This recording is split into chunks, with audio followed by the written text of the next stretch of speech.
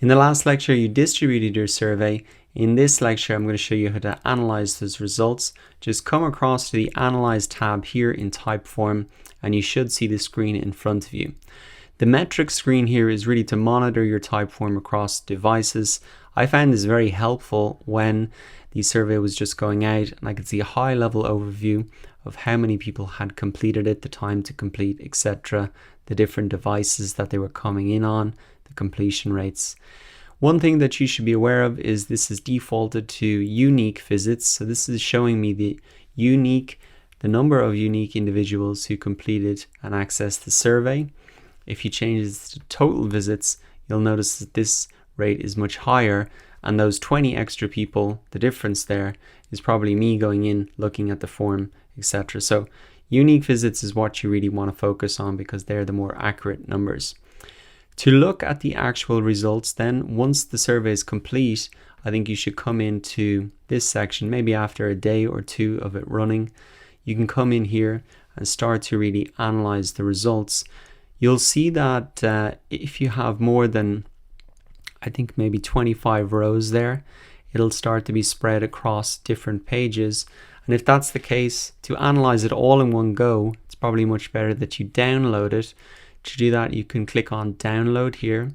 I'm going to download this as an Excel file. It's opening up. What I'm going to do is tidy this up a little bit, make it easier to look at. So I'm going to select these rows here. I'm not going to show you the emails.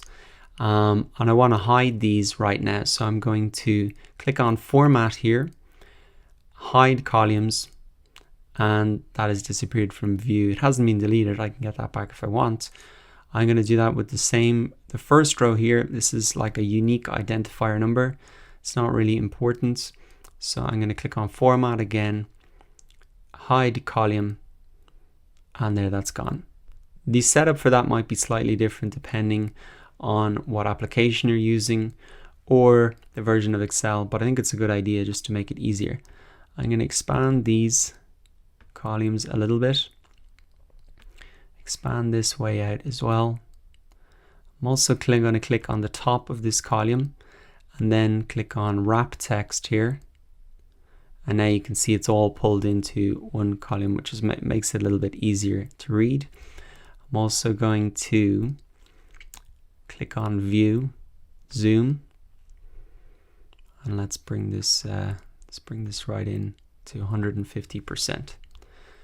Now I can see much clearer the responses from my survey. Over here, the answer to question 1, 2, 3, 4, and then 5 was the emails that I've just hidden out of view for the moment. You've got the actual questions along the top here. Could be nice to bold them just so you remember what they were.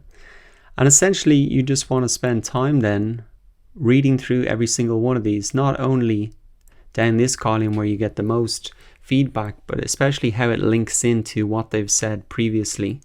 To give you an example, let's look at this row here.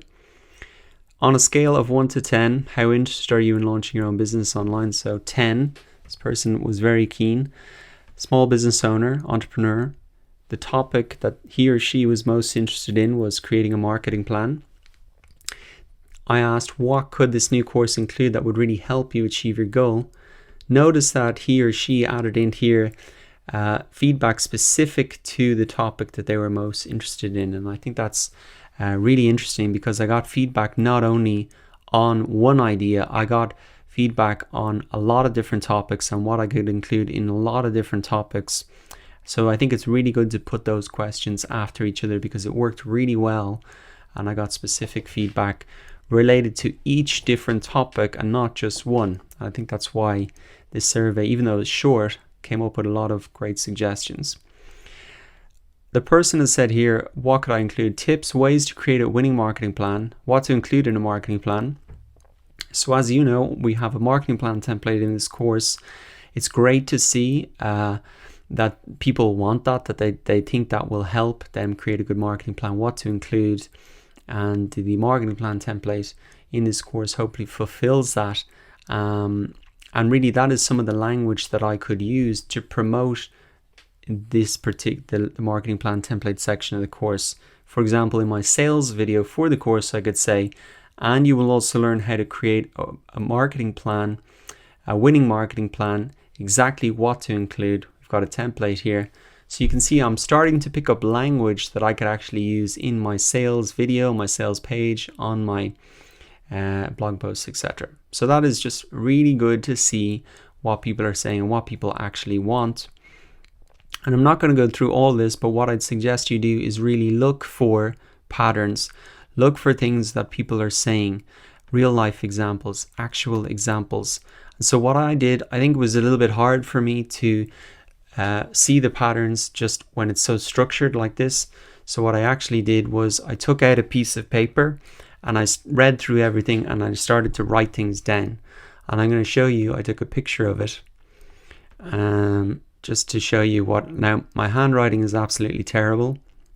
I didn't think I'd be showing this to you, but you can see here I've got actual examples, real examples, practical examples, lots of case studies, examples, real business scenarios, realistic examples. These are actually the words that people used in here. And so one thing that I really took out of this feedback was people want real examples. They want easy to follow steps. They want things that they can implement straight away. And I knew those things were important, but when you hear 50, 60 people telling you that, you're really going to pay attention. To recap, in this lecture, you learned how to analyze the results of your Typeform survey. The first tip that I gave you was to download your survey responses into an Excel from Typeform. That'll make it much easier for you to remove those columns of information that you don't really need and focus instead on the most important responses. The second tip was to read each response very carefully, especially to look at the other responses that a person has given in the previous questions or the questions after the one you're looking at, to really see how it all links together.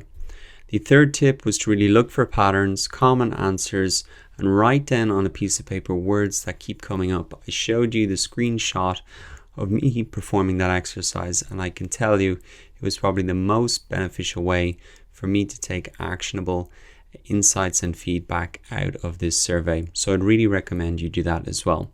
Coming up in the next lecture, I'm going to recap on this section, and I've also got a challenge for you so you really put into action what you have learned in this part of the course. I'll see you in the next lecture.